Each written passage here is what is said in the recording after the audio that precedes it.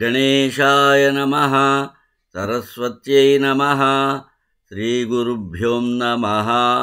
హరి ఓం.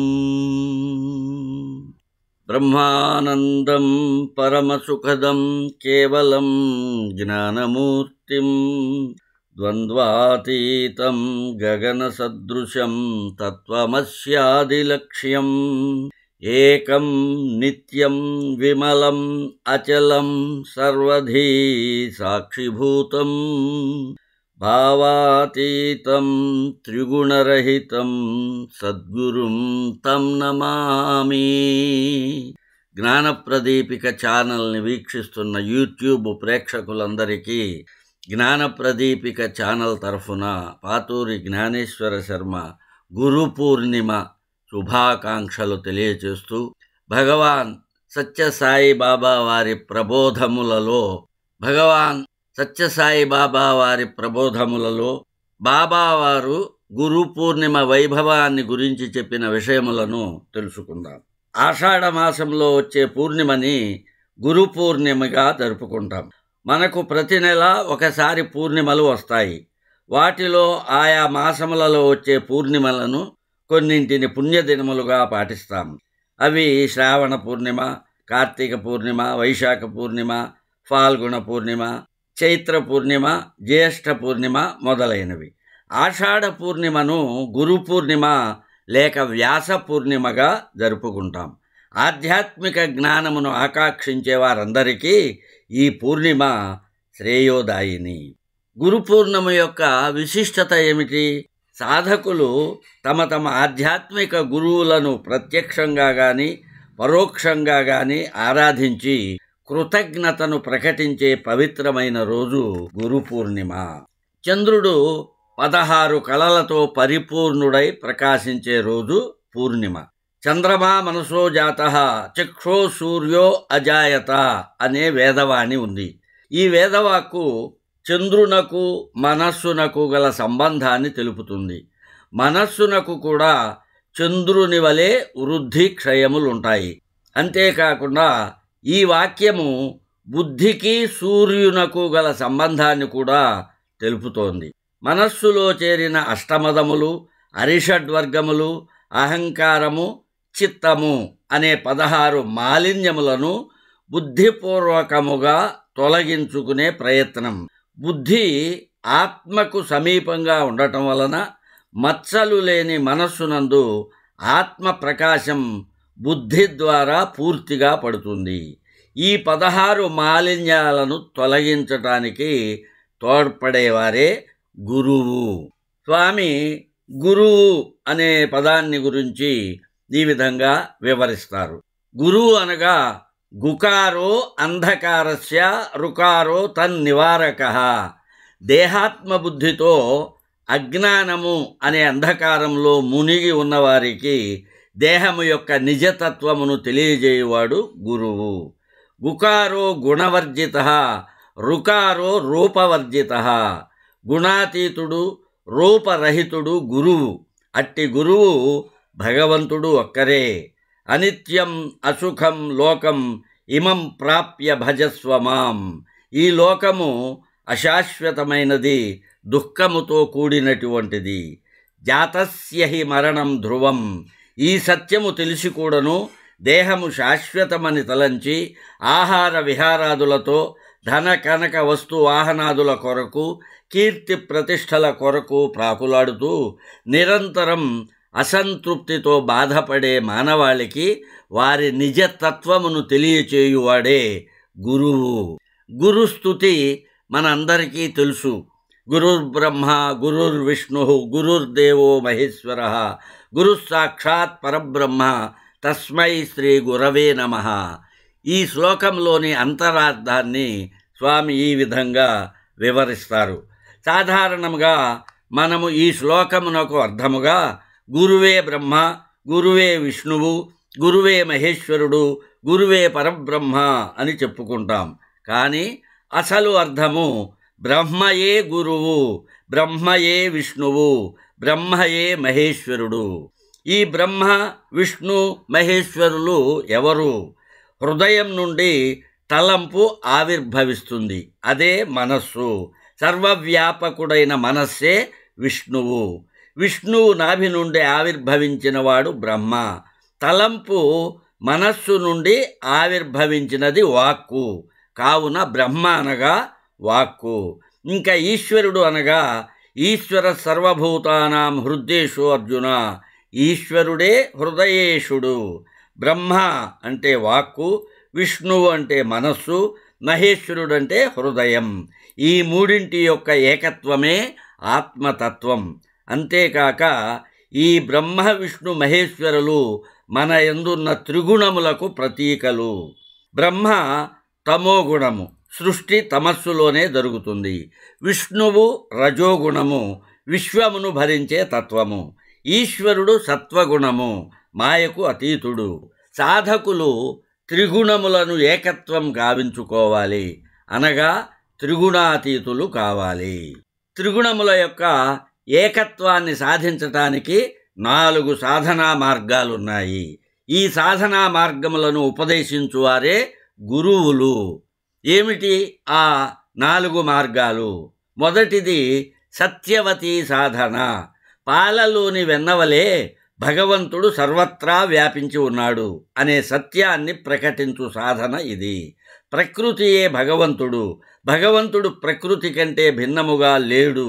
ప్రకృతి పురుషుల సమ్మిళిత స్వరూపమే దివ్యత్వము అని భావించి చేసే సాధన సత్యవతీ సాధన.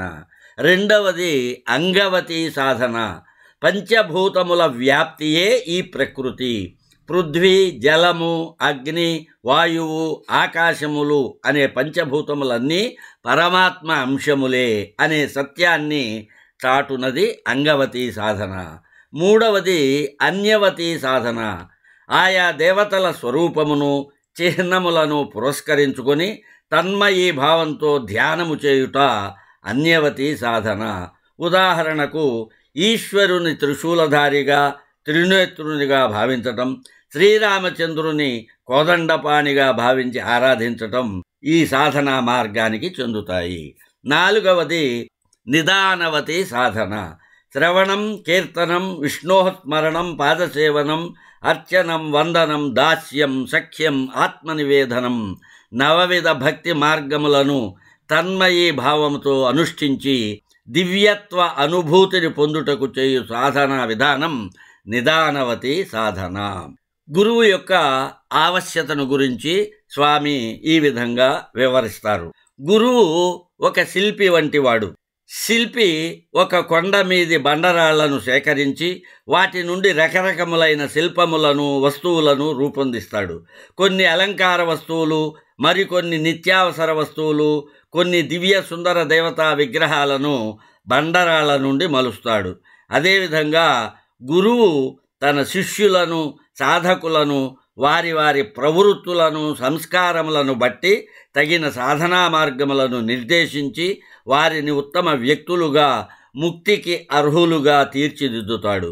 శిల్పి అచేతనమైన శిలలో దాగియున్న దివ్యత్వాన్ని ఒక దేవతామూర్తిగా ఆవిష్కరించినట్లు గురువు శిష్యులలో మరుగుపడిన దివ్యత్వాన్ని గుర్తింపచేస్తాడు. మరొక ఉదాహరణ ఈ విధంగా చెప్తారు. గురువు ఒక కంసాలి వంటివాడు. కంసాలి తనకు నగను తయారు చేయమని ఇచ్చిన బంగారాన్ని అగ్నిలో వేసి కాల్చి, సాగదీసి, త్రుంచి, ముక్కలుగా కూడా చేసి ఒక బంగారు గొలుసుగా తయారు చేస్తాడు. బంగారమును ఇన్ని రకములుగా బాధించినప్పుడే అది ఒక అందమైన ఆభరణముగా రూపొందుతుంది. అదే విధముగా గురువు శిష్యుణ్ణి అనేక విధములుగా పరీక్షించి, తగిన విధముగా శిక్షించి, హెచ్చరికలు చేసి, సూచనలు ఇచ్చి, అతడు తనను గురువునకు అర్పణ చేసుకున్నప్పుడు అతనిని ఆత్మజ్ఞాన పరిపూర్ణునిగా రూపొందిస్తాడు. గురువు మార్గసూచిక వంటివాడు అంటూ స్వామి ఈ విధంగా చెప్తారు. నగరాలలో 4 రోడ్ల కూడలిలో వాహనముల రాకపోకలను క్రమబద్ధం చేసే ట్రాఫిక్ సిగ్నల్స్ ఉన్నట్లే రహదారుల కూడలిలో ఏ మార్గంలో వెళితే ఏ ఊరు వస్తుందో తెలిపే మార్గసూచికలు ఉంటాయి. అది ఎన్ని మైళ్ళ దూరంలో ఉన్నదో సూచింపబడి ఉంటుంది. సాధకుడు ఆధ్యాత్మిక మార్గంలో ప్రయాణం చేయాలనుకున్నప్పుడు అతనికి ఆధ్యాత్మిక సూచికలు కూడా అవసరం. వేదాలు, శాస్త్రాలు, ఇతిహాస పురాణాలు ఆ సూచికలు. ఏ మార్గాన్ని అనుసరించాలో అతనికి చెప్పేవాడే గురువు. సాధకునికి గమ్యం చేరే సరైన మార్గాన్ని సూచించేవాడే గురువు. ఒక వ్యక్తి బ్యాంకు నుండి ధనమును డ్రా చేయాలి అనుకున్నప్పుడు ఆ బ్యాంకులో అతని పేరున ధనము డిపాజిట్ చేయబడి ఉండాలి. లేనప్పుడు అతడు తన స్థిరాస్తిని బ్యాంకులో తాకట్టు పెట్టి అవసరమైన ధనాన్ని తీసుకోవచ్చు. అది కూడా వీలు కానప్పుడు ఎవరైనా ఒక శ్రీమంతుని గ్యారంటీగా ఉంచి కూడా బ్యాంకు నుండి ధనమును తీసుకొనవచ్చు.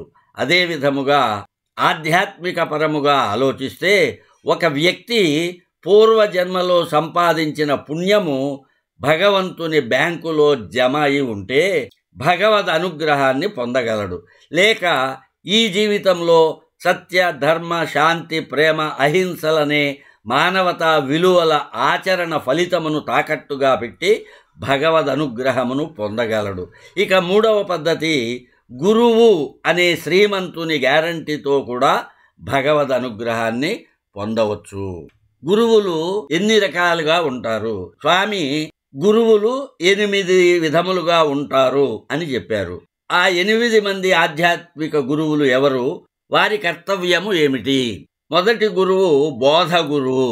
శాస్త్రాన్ని బోధించి నియమ నిబంధనలను తగిన రీతిగా ఆచరించటానికి ప్రోత్సహిస్తాడు. రెండవ గురువు వేద గురువు. తత్వార్థాన్ని బోధించి తత్వవేత్తగా రూపొందించి మనస్సును భగవంతుని వైపు మరల్చువాడు.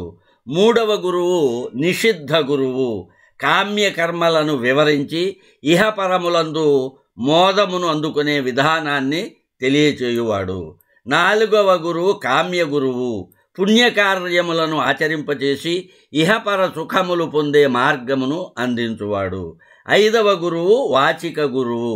యోగతత్వాన్ని బోధించి దివ్యత్వమైన ఆత్మతత్వాన్ని అనుభవించు విధానమును తెలుపువాడు. ఆరవ గురువు సూచిక గురువు. శమదమాది షట్ సంపత్తిని వివరించి ఇంద్రియ నిగ్రహ విధానమును బోధించువాడు. ఏడవ గురువు కారణ గురువు. జీవబ్రహ్మైక్య సంధాన ప్రాప్తికి తగిన శక్తిని అనుగ్రహించువాడు. ఎనిమిదవ గురువు విహిత గురువు. సందేహ నివృత్తి గావించి మనస్సుని పరిశుద్ధి గావించి చిత్తశుద్ధి వలన ఆత్మతత్వాన్ని గుర్తింపచేయువాడు. వీరందరిలో కారణ గురువు అంటే జీవబ్రహ్మైక్య సంధాన ప్రాప్తికి తగిన శక్తిని అనుగ్రహించే గురువు ప్రధానమైన గురువు. అటువంటి గురువు ఒక్క భగవంతుడు మాత్రమే. జీవునిలో అతనికే తెలియకుండా ఉన్న ఆత్మతత్వాన్ని ఎరుకపరిచి జ్ఞానధనాన్ని అందించేవాడే గురువు అనేటువంటి విషయాన్ని స్వామి ఒక చక్కటి ఉదాహరణ ద్వారా ఈ విధంగా తెలియజేస్తారు. ఒక వ్యాపారి చాలా శ్రమించి కష్టించి ధనాన్ని సంపాదించి శ్రీమంతుడయ్యాడు. కూడబెట్టిన ధనాన్ని సాధ్యమైనంత వరకు దాన ధర్మాలు చేస్తూ మితంగా సంసారానికి ఖర్చు పెడుతున్నాడు. ఆ విధంగా కాపాడుకుంటున్నాడు. అతనికి చాలా కాలానికి కుమారుడు కలిగాడు. ఆ కుమారుణ్ణి గారాబంగా పెంచటం వలన అడిగినంత డబ్బు ఇవ్వటం వలన చెడు అలవాట్లు కలిగాయి. జేబులో డబ్బులు నిండుగా దండిగా చూసిన స్నేహితులు హోటల్స్, సినిమాలు అంటూ అతన్ని తిప్పి చాలా అవస్థలు పెట్టారు. కొంతకాలానికి శ్రీమంతుని కుమారునికి దురలవాట్లు, దుశ్చింతలు, దుర్బుద్ధులు అధికమై పెడమార్గం పట్టాడు. ఈ పరిస్థితిని గమనించిన తండ్రి కుమారుడు ఇప్పుడు తన మాటలు వినడు అని నిశ్చయించుకుని మిగిలిన బంగారం, నగలు, ధనము ఒక పాత్రలో పెట్టి తన కుమారునికి ఎప్పటికైనా పనికి వస్తుందని తన ఇంటి ఆవరణలో ఒక చోట పూడ్చిపెట్టాడు. తనకు అతి సన్నిహితమైన మిత్రునికి మాత్రమే ఈ విషయం చెప్పాడు. కుమారుని దుస్థితి చూసి తండ్రి మనోవ్యధతో కృంగిపోయాడు. ఒకరోజు అర్ధరాత్రి వేళ అతని పరిస్థితి విషమించింది. రాత్రంతా భయంకరంగా బాధపడి తెల్లవారి తన కుమారునికి తాను దాచిన ధనము సంగతి చెప్పి కన్ను మూయాలనుకున్నాడు. ఇంత ధనము ఉండి కూడా తెలియక కుమారుడు తాను చనిపోయాక బాధపడతాడేమోనని అతనికి చెప్పుదామని ఎదురుచూశాడు. కాని తెల్లవారే వరకు అతని ప్రాణం నిలవలేదు.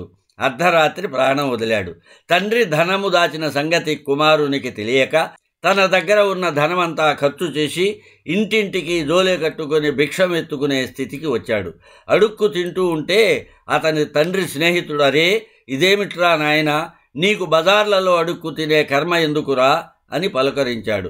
అప్పుడు శ్రీమంతుని కుమారుడు, నా తండ్రి సంపాదనంతా ఏనాడో ఖర్చు చేశాను, నా దగ్గర ఒక్క పైస కూడా లేదు అన్నాడు. అప్పుడు తండ్రి స్నేహితుడు, అరెరే నీకు మీ నాన్న చెప్పటం మర్చిపోయాడేమో, నేనొక విషయం చెప్తాను నీకు అని చెప్పి అతని ఇంటికి వెళ్ళి రాత్రిపూట పెరట్లో త్రవ్వించి అతని తండ్రి దాచిన ధనపాత్రను అందించి, ఇక నుండైనా ఈ సంపదతో తెలివిగా జాగ్రత్తగా జీవించు అని బోధించాడు. ఈ కథలో మర్మం ఏమిటి? ఆత్మతత్వం అనే ధనం సద్గుణము అనే సువర్ణ పాత్రలో దాగి ఉంది. ఆ పాత్ర దేహము అనే నేలలో పోడ్చబడి ఉంది. అది జీవాత్మకే చెందాలి. కానీ జీవాత్మకి తనలో దాగి ఉన్న ఆత్మధనం సంగతి తెలియదు. జీవునిలో అతనికే తెలియకుండా ఉన్న ఆత్మతత్వాన్ని ఎరుకపరిచి జ్ఞానధనాన్ని అందించేవాడే గురువు. గురువు యొక్క అనుగ్రహాన్ని సాధకుడు ఏ విధంగా పొందాలి? దానికి స్వామి ఒక చక్కటి కథని వివరించారు. ఒక వ్యక్తి అరణ్య మార్గమున పయనిస్తున్నాడు. భయంకరమైన పులి ఎదురుగా వచ్చింది. వెంటనే అతడు దగ్గరలో ఉన్న మర్రి వృక్షాన్ని ఎక్కాడు.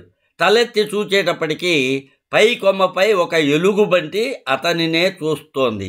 క్రింద పులి, పైన ఎలుగుబంటి. ఏమి చెయ్యాలి అని ఆలోచిస్తూ ఉండేటప్పటికీ ఆ చెట్టును ఆనుకొని ఒక పాడుబడ్డ బావి ఉంది. చెట్టు ఊడ ఒకటి బావిలోనికి దిగి ఉంది.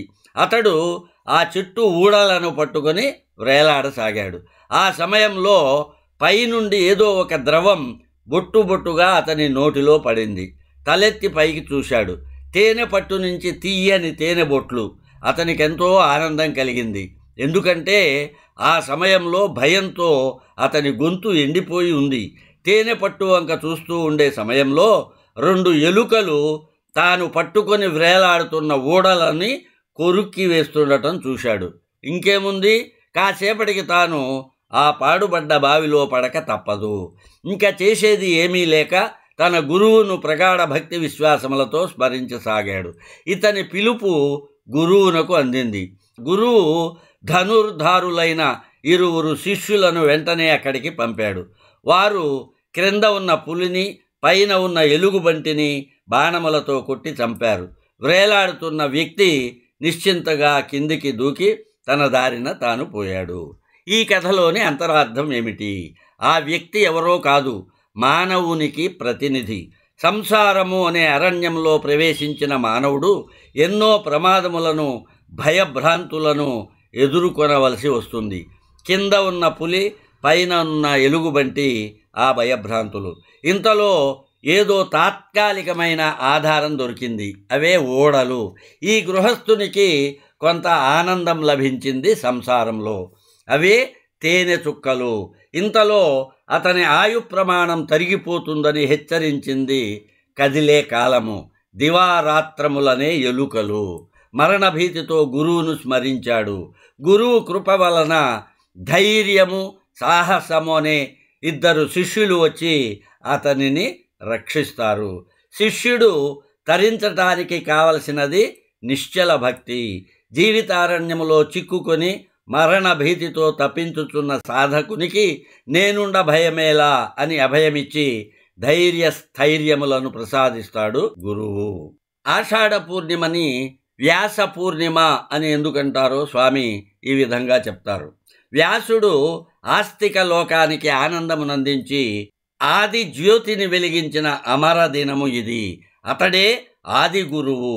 మానవ లోకానికి భగవల్లీలా తత్వాన్ని, ఆత్మ యథార్థమును, సృష్టి ప్రవర్తనమును, శృతి శాస్త్ర స్మృతులను, వేద భారత భాగవత గీతల మూలమున ఆస్తిక అంకురమును పోషించిన మూలపురుషుడే వ్యాసుడు. ఇతడు అందించిన వాంగ్మయము ఆస్తికత్వమునకు శిరస్సు. సర్వులకు గురుతుల్యుడైన ఇట్టి మార్గదర్శకుని స్మరించి తరించుటే ఆస్తికుల యొక్క కృతజ్ఞత. వ్యాస మహర్షి దేవర్షి అయిన వశిష్ఠుని మనుమడు, పరాశర మహర్షి పుత్రుడు, ఋషిరత్నమైన శుకునకు జనకుడు. భగవత్తత్వాన్ని లోకానికి అందించడానికి అవతరించిన వాసుదేవ అంశమని అనుట చేత ఇతనికి వ్యాసుడు అను నామధేయం కలిగింది. వేదసారమును సర్వులకు అర్థమయ్యే రీతిలో విపులీకరించినందువలన వేదవ్యాసుడని కూడా ప్రసిద్ధ వ్యవహారము. వ్యాసుడు కారణజన్ముడు. ఇతని జన్మము ఒక విచిత్ర సంఘటన. గంగానదిలో పడవ నడిపే యజమాని కుమార్తె సత్యవతికి, పరాశర మహర్షికి జన్మించిన వ్యాసుడు తండ్రి దగ్గరనే పెరిగాడు. కానీ తల్లి స్మరించిన క్షణంలోనే ప్రత్యక్షమై తల్లి అభీష్టమును నెరవేర్చి మాతృ రుణమును తీర్చుకున్న పుత్రరత్నము. తల్లి ఆజ్ఞపై పాండవ వంశమునకు మూలపురుషునిగా, కురు పాండవ కుమారులకు హితైషిగా వర్తించాడు. భాగవత రచన గావించి లీలా నాటక సూత్రధారి అయిన వాసుదేవునిలో లీనమైన ధన్యజీవి వ్యాసుడు. వ్యాసం వశిష్ఠ నప్తారం శక్తే పౌత్రమకల్మషం పరాశరాత్మజం వందే శుకతాతం తపోనిధిం అని ఆ వ్యాస భగవానునికి వినమ్ర ప్రణతులు అర్పించటం మన కర్తవ్యం. స్వస్తి ప్రజాభ్యః పరిపాలయంతాం న్యాయేన మార్గేణ మహిం మహీషః. గోబ్రాహ్మణేభ్యః శుభమస్తు నిత్యం. సమస్తలోకాః సుఖినో భవంతు. ఓం శాంతి శాంతి శాంతి.